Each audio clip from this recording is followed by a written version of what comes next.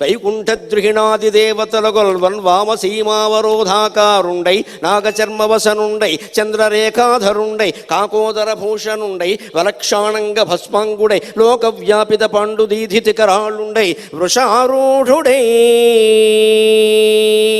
నమశివాభ్యాం నవయౌవనాభ్యాం పరస్పర ఆశ్లిష్ట వపుర్ధరాభ్యాం నగేంద్రకన్యా వృషకేతనాభ్యాం నమో నమః నమో నమః నమో నమః శంకర పార్వతీభ్యాం. తన్మయ భావం అంటే ఇది. నేను పొంది మీకు చెబుతున్న, పారాయణ చేస్తుంటే ఇటువంటి భావానికి లోనవ్వాలి. నాకు ఇప్పుడు ఈ ప్రపంచం కనపడలేదు గుళ్ళో మార్కండేశ్వరుడు తప్ప ఈ శ్లోకం చదువుతుంటే, అయినా కనపడాలి. అంత తన్మయ భావంతో చదవాలంటే ఏకాంతంగానే ఉండాలి. ఏకాంతంగా ఉండి అలా చేయడం అలవాటు పడితే 10 మందిలో ఉన్నా అలాగే ఉంటాం. అలవాటు పడ్డాం కదా, పర్వాలేదు. 10 మందిలోకి వెళ్ళినా పర్వాలేదు. నడి బజార్లో కూడా జపం చేయగలుగుతాం. అలవాటు పడ్డాం. ఏదైనా అలవాటే.